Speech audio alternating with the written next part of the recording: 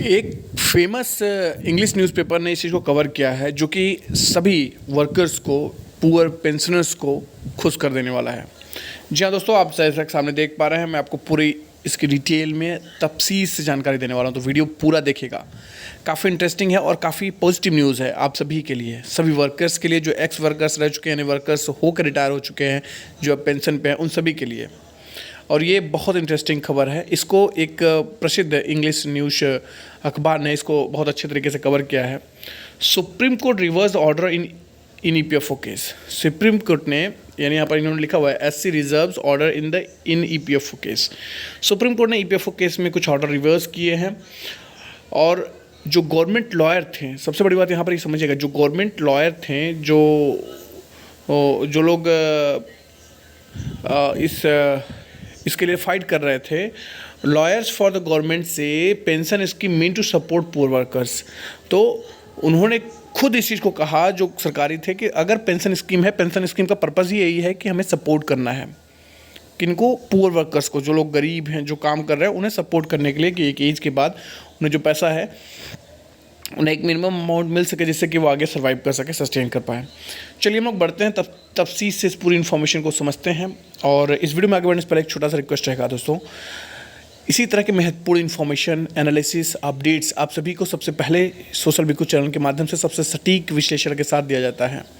मैं आप सभी से रिक्वेस्ट करना चाहूँगा, अगर अभी तक आपने इस महत्वपूर्ण चैनल को सब्सक्राइब नहीं किया हुआ है, तुरंत सब्सक्राइब कर लीजिएगा और साथ ही साथ ज़्यादा से ज़्यादा लोगों तक शेयर करिएगा और उनसे भी सब्सक्राइब करने के लिए बोलिएगा। जो भी आपके घर पे अवेलेबल फ़ोन्स हैं, टैब्स है, जो भी कुछ भी है, उन सभी से आप चैनल को सब्सक्राइब कर लीजिएगा, सोशल बिकू को यूट्यूब पर सर्च करके।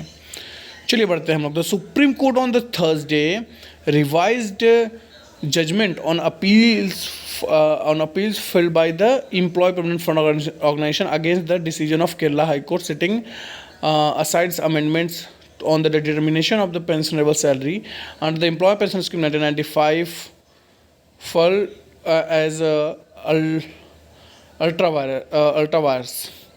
तो यहाँ पर इसमें इन्होंने स्पष्ट रूप से कहा है कि सुप्रीम कोर्ट ने जो केरला हाई कोर्ट का जजमेंट था उसके ऊपर, उसके फैसले को जो है, उस फैसले को लेते हुए ईपीएफओ का जो अपील फील किया था उसके बारे में बताया गया कि जो एम्प्लॉय पेंशन स्कीम से रिलेटेड है, ईपीएस से रिलेटेड है।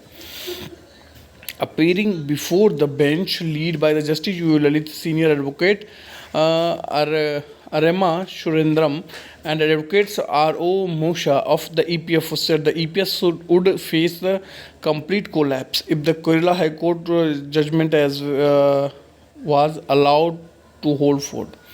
इन्होंने साफ साफ कहा कि जो ईपीएस स्कीम है पूरी तरह से बंद हो जाएगा, यानी कोलैप्स हो जाएगा, ख़त्म हो जाएगा। कब होगा? अगर केरला हाई कोर्ट के जो जजमेंट है, जो उन्होंने डिसीजन लिया, उसको अगर हम मान लेते हैं तो ये पूरी स्कीम ही जो है ये कोलैप्स कर जाएगी। ऐसा कहना था जो लोग ईपीएफओ की तरफ से, जो वकील थे, जो ईपीएफओ के पक्ष के लिए फाइट कर रहे थे, उन्होंने साफ साफ कहा सुप्रीम कोर्ट में कि ये अगर हमने इस केरला हाई कोर्ट के जजमेंट को एक्सेप्ट कर लिया तो ये पूरी तरह सिस्टम कोलैप्स कर देगा, यानी आगे हम लोग पेंशन दे नहीं पाएंगे, ऐसा उनका कहना था। Should be paid as pension irrespective of his salary limit, और पेंशन उसके सैलरी लिमिट के हिसाब से देना। Every private sector employ would opt the pension and claim it based on the last draw salary that would be 50% of the pensionable salary despite the fact that he did not contributed 50% of their last draw salary after turn 4। तो यहाँ पर 50% salary की बात कही गई है कि, और साथ साथ कहा गया जो लास्ट ड्रॉ सैलरी है उसके हिसाब से पेंशन देने की बात कही गई थी। इसमें ये कहते हैं कि they now get the pension based on only their contribution.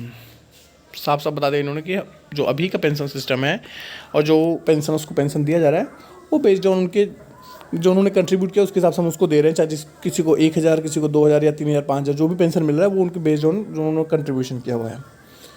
Additional general Vikramjit Banerjee for the government submitted the EPS was the largest surviving defined benefits scheme in the world. उन्होंने बताया कि ईपीएस जो है सबसे बड़ी सर्वाइविंग स्कीम है पूरे संसार में। Many of